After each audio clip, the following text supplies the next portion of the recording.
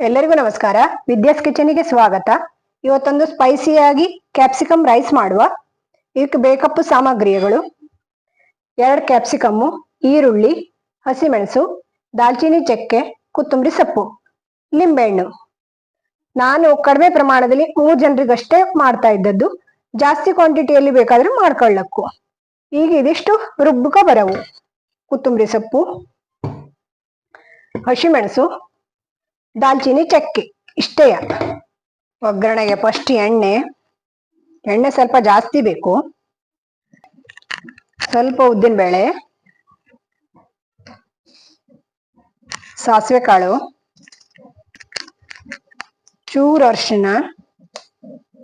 ತುಂಬಾನೇ ಚೆನ್ನಾಗಿತ್ತು, ಒಂದ್ಸಲ ಮಾಡಿ ನೋಡಿ. ಮಕ್ಕಳ ಲಂಚ್ ಬಾಕ್ಸಿಗೆಲ್ಲ ಚಲೋ ಆಗ್ತು.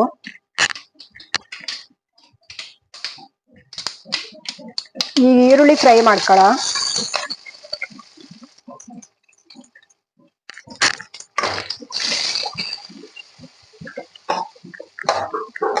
ಸ್ವಲ್ಪ ಗೋಲ್ಡನ್ ಕಲರ್ ಬರ.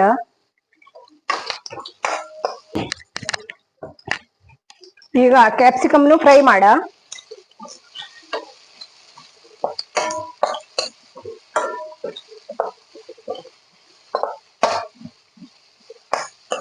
ನಾನು 2 ಈರುಳ್ಳಿ 2 ಕ್ಯಾಪ್ಸಿಕಮ್ ತಕೊಂಡೆ. ಈಗ ರುಬ್ಬಿದ ಮಸಾಲೆ ಹಾಕ. ಸ್ವಲ್ಪ ಹಸಿ ವಾಸನೆ ಹೋಗಬಹುದು.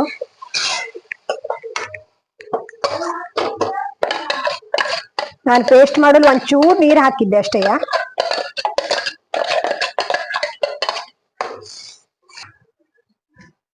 ಸ್ವಲ್ಪ ಗೋಡಂಬಿ,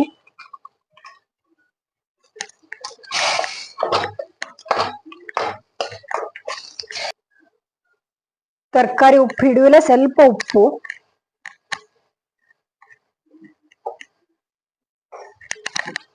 ಆಮೇಲೆ ಮತ್ತೆ ಅನ್ನಕ್ಕೆ ಉಪ್ಪು ಹಾಕವು. ಈಗ ಅನ್ನವನ್ನು ಹಾಕುವ. ನಾನು ಸೋನಾ ಮಸೂರಿ ಯೂಸ್ ಮಾಡಿದ್ದೆ. ಬಾಸುಮತಿಲೂ ತುಂಬಾ ಚೆನ್ನಾಗಾಗ್ತು. ಲಿಂಬೆಹಣ್ಣು,